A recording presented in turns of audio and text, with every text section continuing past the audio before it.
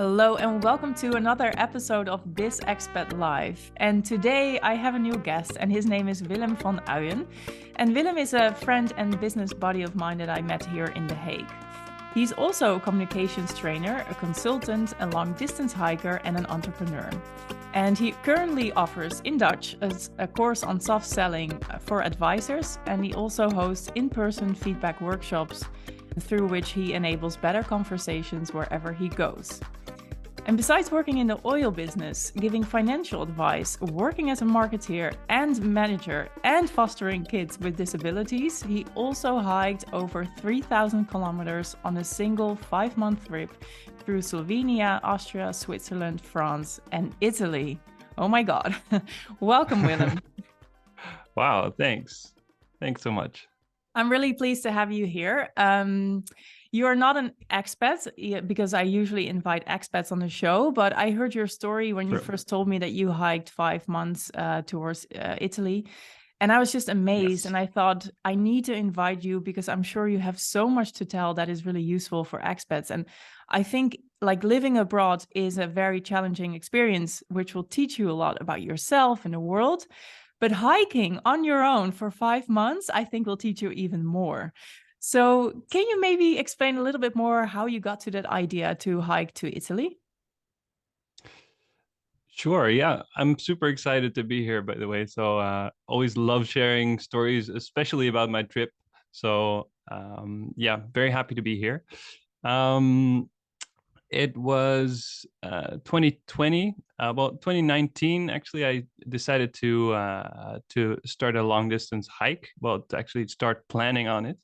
I read a lot of stories about the Pacific Crest Trail in the United States, Oh and yeah, I know that this one. always fascinated me, and um, read books about it. I watched the movie Wild, of course, and I was actually planning on going there. And I got a permit, and I got all my stuff together to do that.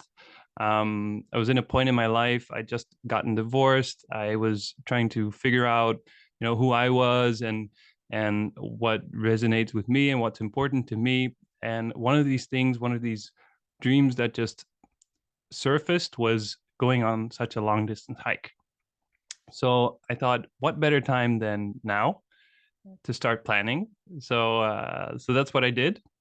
And of course, COVID hit in early 2020, and everyone thought, this is going to blow over in a few weeks, and I thought so too. So I postponed my trip with a few weeks, and one thing led to another, and it ended up not being possible to go to the US.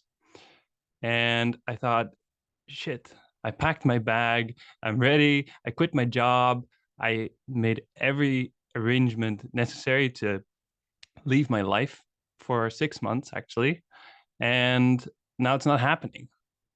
So I actually found the Sentiero Italia on an obscure website. I found a GPS track. I didn't know anything about this route.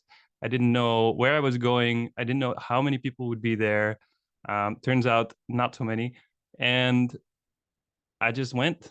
The moment the borders opened, I got into my car and I drove to the start, which is Trieste, near the border of Slovenia, and I started hiking.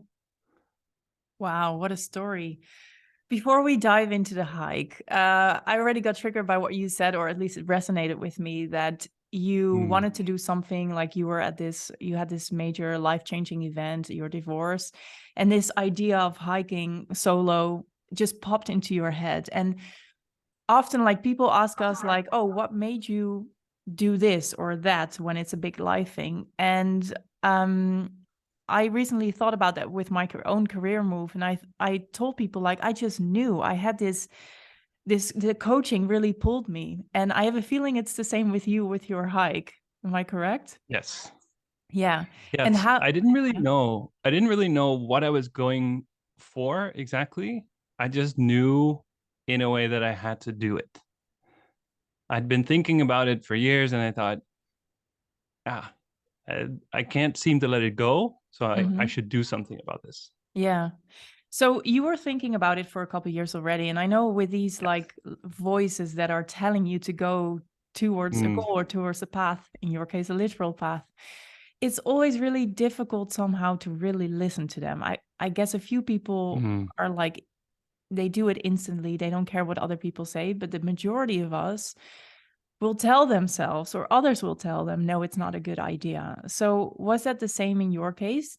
Did you have those inner voices that were telling you don't do it, or outer voices of your social circle? Yes, for sure. So I have a son, a foster son, who I would miss for months as well. Mm, And that was the biggest uncertainty for me. Like, am I doing the right thing doing this trip? yeah. And beside from that, there's the obvious, you know, what if I quit my job and I can't find one again when I get back, or what if I lose touch with a lot of people, or what if it's not fun, and all of the what ifs and why I shouldn't do it. And there were external voices, but a lot of internal voices, but definitely also my dad, for example, actively tried to talk me out of it. That's Um, always do that. yes, and my mom was scared, of course, something might happen to me, and you know, so yeah, for sure. But some, something inside me just knew, like, I should do this. Yeah. And initially I planned on only doing 2.5 3 months, but my ex-wife was actually gracious enough to say, to actually be a voice, sort of campaigning for me to go. She was like, well, I know you want to do this, and I got this. I will take care of our son, and you should do this because this is what you really want to do. So yeah, that was super cool. um yeah, super grateful for that one. Yeah. Yeah, you need that. I mean, I think everyone needs a few supportive voices, and especially in your case when it's Yes. so, your foster son, like it's so difficult to leave him alone, and then your ex-wife actually telling you like, go, it's okay, I've got this. That's really beautiful. It Yes. gave me goosebumps actually when you shared that. Yeah. So, um what are so obviously, hiking on your own for 5 months, like you are with Yes. your thoughts 24/7. Oh What are yeah. some of the things that um, the hike taught you about yourself or about the world? I think the biggest lesson that I got was stop chasing stuff that doesn't matter. I was hiking for months, and indeed, I even made a challenge with myself to not listen to music, for example, because a lot of long distance hikers, they put in a podcast in their ears, or listen to music all day, or Yeah. kind of to keep their mind occupied. But I made a conscious choice not to do that. So I was definitely feeling, every step, and listening to every thought in my head. Yeah. Um, but also the uncertainty of what the trail would bring. What the I had a path which is 6,000 kilometers, which is completely insane. But I didn't know how fast I would go because there Yeah. was no information about the trail.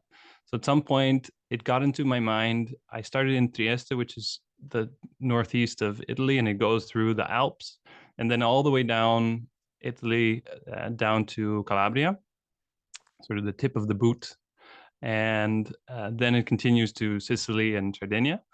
But I had a thought, okay, I might make it to Calabria, so all of Italy, the whole mainland. And I didn't know how far that was exactly, so I calculated it, and I thought, okay, if I do such and such kilometers every day, I started hiking faster and faster. I can make it. And this actually took me about 6 weeks, almost 2 months, for me to realize I was running.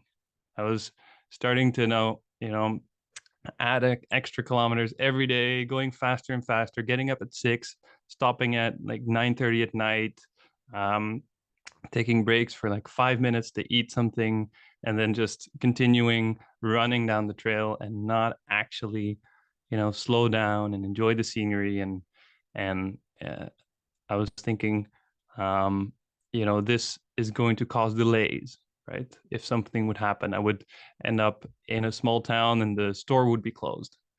And I would have to walk down off the trail to another town to get groceries. It's like, oh, this is going to cost me half a day. I'm going to have to catch up, you know, I'm going to have to walk even faster the rest of the day to make up for this. And at one point I just thought, what am I doing to myself? I just traded all of the stuff I left behind at home, all of the goals that I was chasing, and this the um, career goals, or I want to make more friends, or I want to do this, I want to go there, I want to be there. I traded that for another goal, going to Calabria. But what was there? There was nothing there. It's not about the destination, it's about the journey. But it's really a hard lesson to learn if you're just out there all day with your thoughts and yeah, just running. So Yeah. yeah, that was definitely my biggest lesson. Yeah. At what time of the trail did you learn that lesson? How far were you?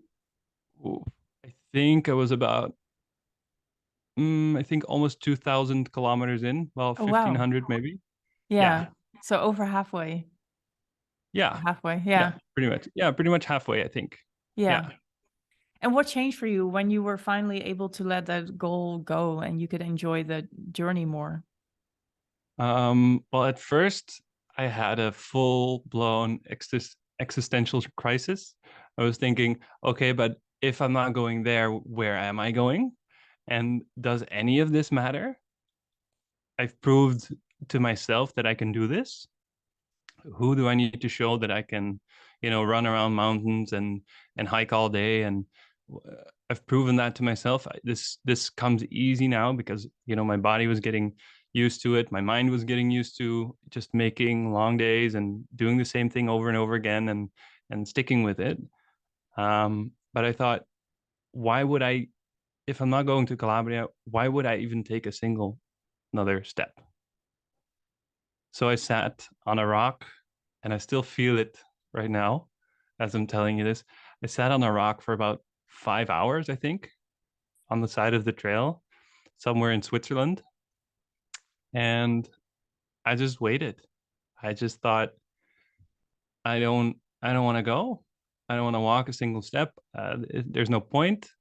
Uh, I want, I don't really want to go home, but I don't really want to be here. Like, and then at some point I thought, okay, after 5 hours, I thought, okay, I've seen this place. I might as well walk out of here.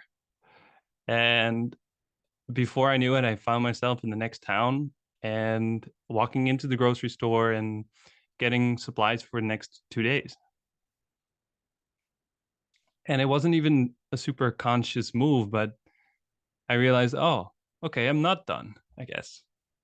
And I spent the next 2.5, 3 months of my trip slowing down, but taking it day by step, really. Because at any point in time, I could decide to just take a train back to my car, go home, be with my son, you know. But I didn't. And I made it 3,089 kilometers all the way to Rome, which was a beautiful ending to my trip. Yeah. Vatican City. Yeah, amazing. Wow.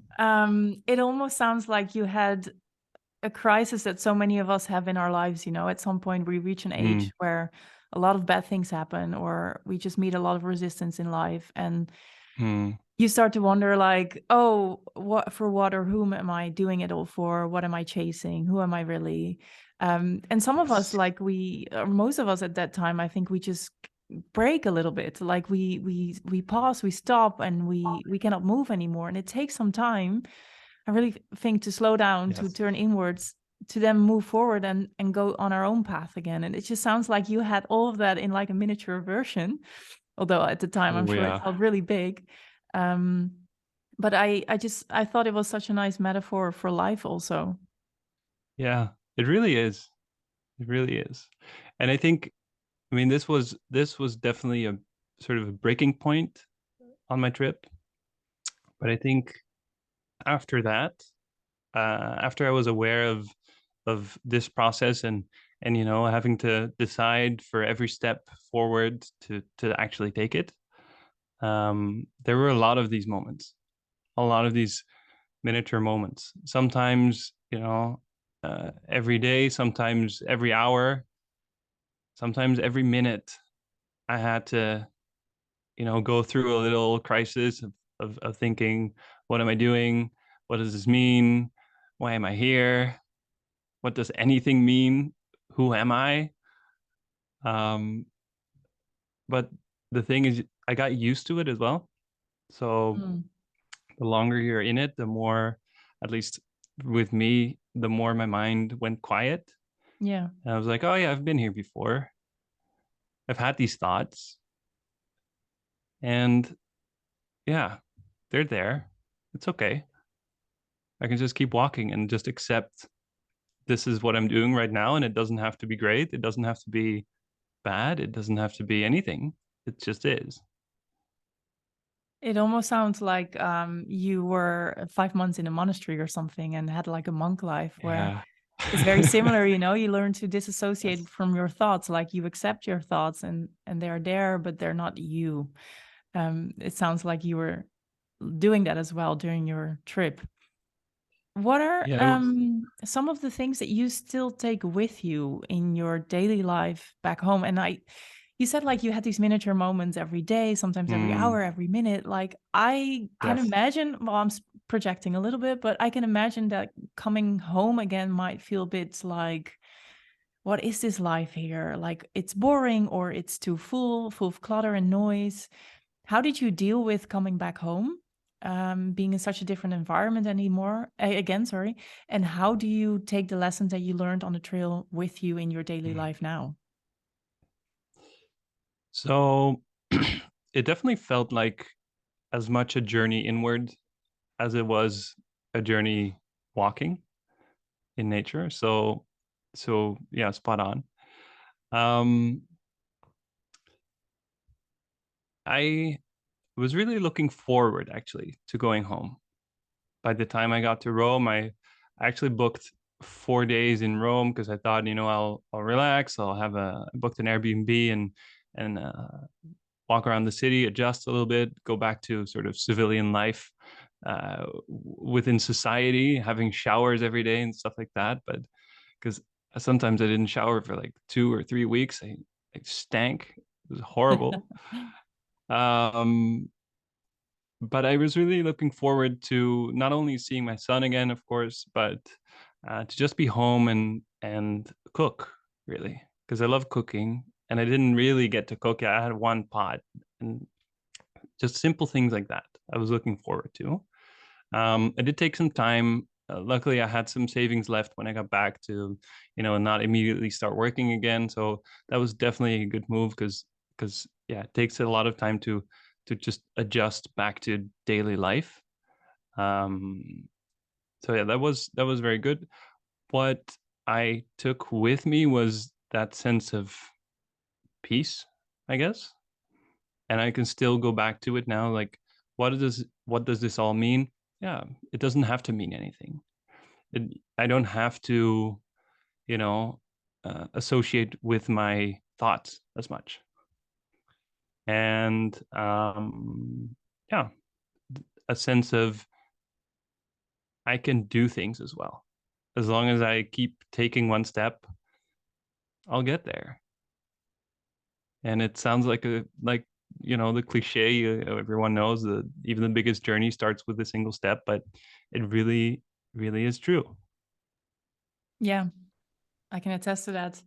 And also, I like what you said that you feel more peace and that you kind of know that you're capable of whatever you want to do, like because you've done Hmm. things before. And this is exactly the energy that I get from hanging out with you. We meet, every couple of weeks to talk about our businesses, and every time Yes. I leave a conversation with you, I'm just so full of inspiration because when I'm talking to you about my business or your business or life in general, it really feels that you've got the and very, very clear in mind. You know exactly where you're going to, and you eliminate the noise and the clutter. Um, and that just makes you feel like very in control. And also, you know where you want to go, and you kind of radiate that energy to other people, which at least to me. So I'm really grateful for that energy that you found on the trail and that you now give to others as well. Wow. Thank you. Yeah. As much as I'd like to fully agree. I don't know what I'm doing in the end. Mhm. So I just know in a way, as long as I keep taking steps, I'll get there. But yeah, I change my plans. I change my, you know, that dot on the horizon, you know. But yeah, I guess I feel pretty sure that it's gonna be okay. And that's definitely something I took with me from Italy. Beautiful. Yeah, I really love that. Yes. So you said that when I asked you to prepare for this interview, that you also wanted to speak Mm, about some things about like listening to yourself and your intuition, yes. how we identify what labels we put on ourselves. Mm, Can you maybe share a little bit about why you want to talk about these things? yeah. So it's actually related to my trip to Italy because and traveling alone in general, I really love because it gives you a lot of opportunity to explore who you want to be. Arriving in a new place um, on your own, especially, you can reinvent yourself, and that that gives a lot of freedom. You know, I would walk into one town and, you know, start talking to five random people and making friends and ending up at someone's house for a barbecue and all kinds of stuff. And another day I would just walk into a town and not talk to anyone, not even look at anyone, and just be with myself. And, you know, this could change day by day. I didn't have to explain anything to anyone about who I was. You know, I could even, I could have, I did not, but I could have, and I've thought about it. You know, I could walk into a town and call myself by a different name and, you know, make up a whole story about who I am. And, you know, just getting to decide who you are. And a lot has to do with the labels we give ourselves. So what I notice in my work, and also just talking to people, is that people often let the stories they tell about themselves define them, and they keep telling stories that no longer serve them, no longer help them in what they are or want to become, and they just keep telling these stories because they've always told them. And I'm very aware these days of, you know, my story and where I came from and, you know, what happened to me. But does what happened to me define who I am now or where I'm going? Yeah, I don't want to make that link too strong. I so resonate with everything that you just said. Starting with maybe like picking a new identity when you go somewhere new. I found Mm, that whenever I lived abroad, that it just gave me this sense of like, oh, I get to color in an entire new life, and no one knows me here, so I can right. do and be whoever I want to be. And Yes. it's kind of an addictive feeling. So what happens to me now is that when I feel stuck in my life here, or when I'm not entirely happy anymore, I just feel or Mm, I feel overwhelmed. I just want to like break out and start all over again because I've done it so often. It's such a nice yes. way, really, to start all over again.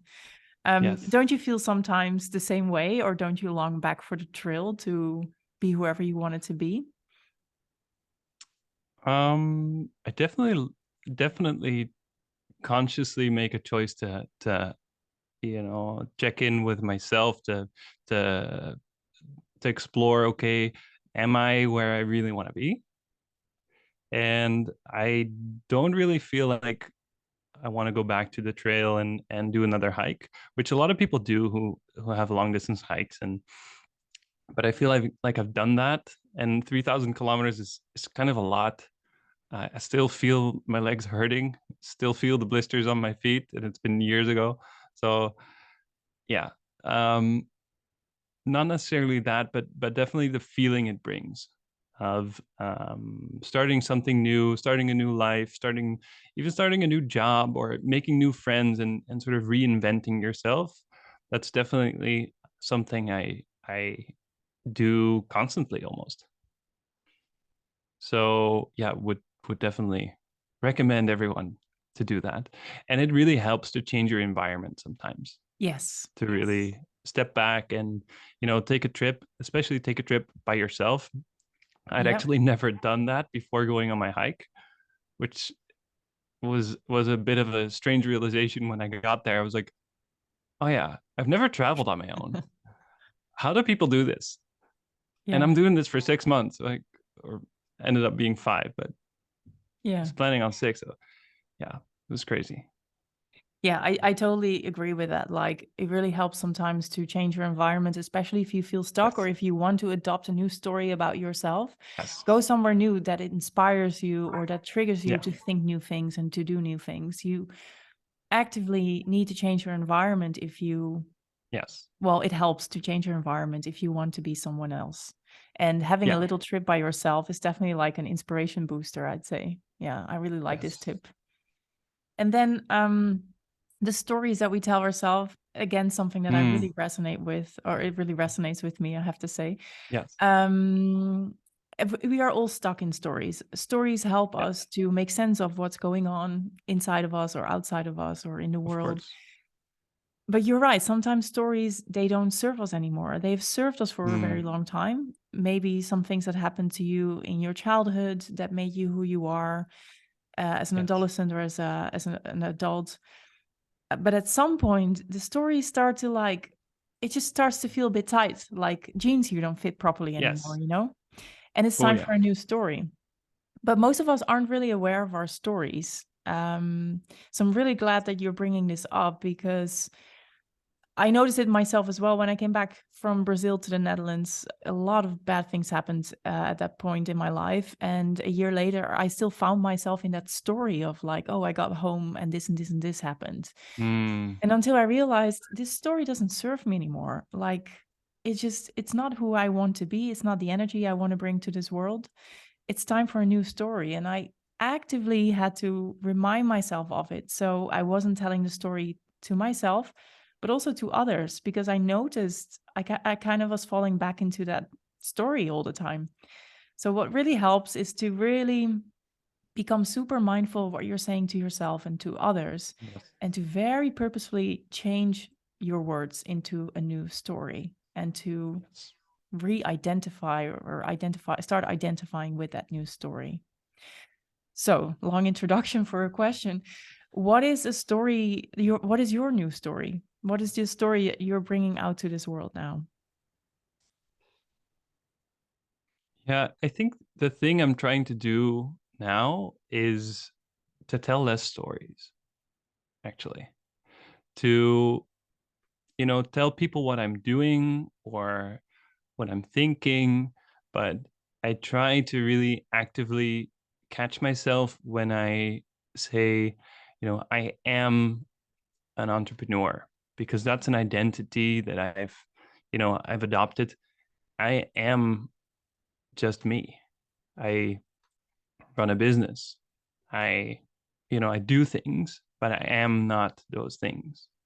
And I was talking to a friend yesterday, and he said, it's, the story doesn't really matter, but he said, yeah, my girlfriend, she can't say that she also likes women, and she can't. It's like, sure, she can. We all know you can, but it seems hard, you know. Maybe you don't want to, you choose not to, but it's not like you can't. So a lot of what we say and the language we use and I'm a bit sensitive to this because of my profession as well, but especially the language we use defines our thinking. So I try to be very mindful of the things that I say and how I say them. And yeah, that's basically what I'm trying to do. Yeah. Great. Yeah. Yeah, you're right. The impact of language is so big. Um, I'm a coach, so I listen very carefully to what people say, and already the way that Yes. they tell their story, even though it's facts, says so much Mm, about what they believe about themselves or about the others or the world. yes. So I fully agree. Like language is so important. And again, if you want to change your story, like you're saying, start paying attention to your language, the language that you're Yes. using, and Yes. see if you can tweak that a little bit so you can change your thoughts as well. Yes. Um, yeah, so you are so multifaceted, I believe. Like you're a hiker, you are a good listener because that's your profession. You are now an entrepreneur. You've got so many stories to tell, really. And you Mm, say very intentionally, like, but my identity is me. I am Willem. I am who I am. And the other things are yes. just roles. And I think it's really Yes. important for us to be aware of all the roles that we have in life, because too often we Mm, identify with one of another, and um, we are not always our roles. And when we no. identify too much with one, and that role or task comes to an end, like a job, who are you then? And maybe that's the existential Yes. crisis you also had a little bit on the way to Italy. Yes. Yes. Who am I if I don't continue hiking? Yeah, Like, would that make me a quitter? exactly. That's And then your that's story is one you're of a the quitter. yes. Yeah, But I could also tell the story that I'm very mindful of when enough is enough. yeah, And I made a conscious choice to spend my time elsewhere. And I was very aware of what my needs were at that moment. exactly. So you could tell the same, you could have the same situation, but tell two completely polar opposite stories. Yes. Yeah, it's often very coming from a victim position, or it's very empowering. Yes. And yeah, Yes. yeah, I really agree with that. Okay. So I wanted to ask a few final questions. And one, I Mm-hmm. wanted to keep it broad, but then I thought, no, I'm going to be a little bit selfish and I'm going to uh, ask it for me only. Okay. I've been thinking of walking or hiking the Pacific Crest Trail for years, from the time that the book wasn't a movie yet, actually. Mm-hmm. Mm-hmm. Her story so resonated with me, and I always thought like, oh, this is something that I want to do, something that I cannot explain, but Yes. something that has been on my mind forever. And now I was just talking to a friend about it a couple of days ago, that I wanted to do it, but then I thought, I'm in the early sort of stages of my business still. I cannot take 4 or 5 months off. So I keep saying to myself, okay, maybe in 2 years then, or in 3 years. So what advice would you give me to walk this PCT anyway, or to get going, or I don't know, what would you tell me? Just do it. Just go. You know you want to, and I know you can. I mean, it's you just have to decide to do it. And there's a million reasons not to do it. Like what's going to happen with my business and yada yada yada, but does that stuff really matter? And if it's good, if it's a thing that you really want to do, you can get back to it. Yeah, that's a good one. Yeah. Like you can always take a break. And that's really what I realized. I thought I was gonna put my whole life on hold, but half a year is it's a long time if you have to count every blister and every step for sure. Um, but it's also not. It's also just just a couple of months, and people are okay without you. Your business will be fine. People will wait. Nothing's gonna burn down. I mean, you're of course very important to a lot of people, and I'd miss hanging out with you, but we'll be all right. Just Yeah. go. Okay. I'm definitely going to check it out and get the permit after this conversation. It Mm-hmm. was a little nudge that I needed. Um, so one other final question that I ask to all my guests, and that is, and I think this one is especially interesting for you because you've done the real traveling, like the hardcore traveling, right? Not like how Mm-hmm. I've also traveled on my own for long periods of time, but it was always with a backpack and with some luxuries and with a phone nowadays. But Mm. you've done the hardcore traveling, and I'm really curious about this, or about your answer. And the question is, what is the number one hack to make traveling or living abroad easier? A mindset trick, a product, a habit? I'm really curious Mm. to your answer. Take less stuff is really what I felt like. And I'd read about hikers taking less gear and traveling lighter to just have a lighter load on their back. But what I really found, I tried to weigh out and plan out everything that I was bringing. So I had one set of clothes and half a toothbrush and a pocket knife, which was like 5 centimeters, and one pot, which was also my cup, one spoon. That was it. I I didn't when it was cold, I was wearing everything I had. And just going that far in being super minimalistic, especially when you travel, just makes everything easier. I had my whole house and everything that was important, everything I needed was on my back, but I could also hold it in one hand. I could, you know, uh, shove it in a small locker if I wanted to go somewhere into town. I didn't need anything. I had one pair of shoes. If something breaks, you know, you manage, you fix it, or you wrap a t-shirt around your shoe and you walk to the next town. You'll figure it out. You'll ask for help. You meet more people. So just going super minimalistic, especially when you travel, is something I still do and still really, really love. I just bring half of what I need and then I figure it out. Yeah.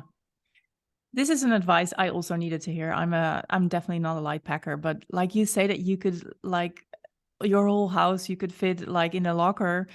That Yes. must be so freeing as well to realize that I don't Yes. need anything. I have exactly what I need for my basic needs, and actually I don't need much Yes. more.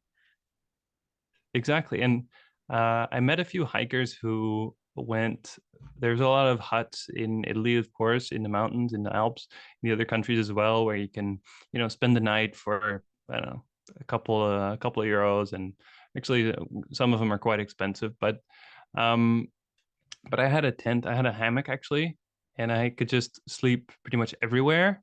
And exactly that gives you so much freedom. And then finding the confidence that, okay, it doesn't really matter where I end up tonight, or how far I go, if I go another kilometer or not, I can sleep anywhere. I had a water filter with me so I could, drink from every muddy pond and every stream. So it's a lot of peace of mind. And I didn't have to worry about washing my clothes because I was wearing my clothes. I was dirty anyways. I didn't have to worry about losing, well, a lot of stuff or stuff really breaking because I didn't have much. And it's just on your mind. It's also a lot less load, and that's what people forget. It's like, oh no, my checked in luggage got lost at the airport. I don't care. I don't have any. Yeah. Yeah. So just I completely free.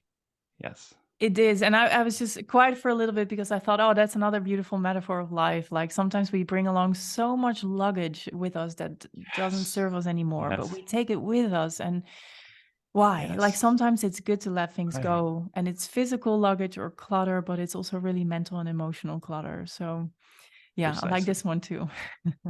Yes. Cool. Okay, Willem, Yes. we're rounding this interview up, but if people want to know more about you or hear more pieces of advice from you, where can they find you? Right. Well, I'm most active on LinkedIn these days. So you can find me by my name. It's probably in the show notes. You're probably going to Yes, put it there, right? I will. But I'm on most other social media platforms as well. So find me wherever you're at, and you'll find where I'm at. Great. And a tiny shout out to your LinkedIn because you started sharing there much more since a Mm, couple of weeks, I think. And your yes. posts are really inspiring and are also really good stories about, I don't know, listening more carefully about what's being said and also what's not being said. And also really about admitting mistakes, being honest to yourself. I really enjoy reading your posts because they always make me think about how I would do it and about my own mistakes in the past or how I listen to other people. So again, if you Wow. want to hear that kind of stuff, really follow Willem on LinkedIn because I really enjoy reading your posts. Wow. Thank you so much. You're very welcome. Thank you for being on the Ah, show. I really enjoyed interviewing you. And I will add everything to the show notes that you just mentioned for your socials. And well, I'll see you soon great. again, Willem. And for the others, I'm really glad that Willem was on the show. And I hope to see you soon again. Wow. Great. Thank you so much for having me. This was great. I had a lot of fun, and I'll meet you soon. Great. Thank you. All right. Wow, I really enjoyed this interview with Willem, and I hope you did too. I could talk for many more hours with him about mindset work, hiking, the stories that we tell ourselves, but this podcast cannot go on forever. In any case, if you are interested in that mindset work and the language that you use and how you can change your environment to be a different person, how your identity works, what your mission is in life, and more, then I've got a really nice offer for you, and that is my new training, the Expats Path. It is a 30-minute training in which you will walk a path, discovering a situation that you're not happy about, really exploring it from your environment up to your mission, and then you will see where your block lies currently, so you know what you can change exactly to generate a different outcome. This is an exercise I've done with many of my coachees and they all loved it. And I've done this exercise myself as well. And it's one of my favorites too, because it helps you to really put everything that you're experiencing in order. Like it gives you a grip on your situation again. And it also really shows you what is possible in life if you identify with your mission and your new identity. So if you're interested in that training, it is available now. And after purchase, you get immediate access and also lifetime access. So you can go back to the training as often as you want to. That's it for now. I hope to see you again on the next episode of This Expat Life.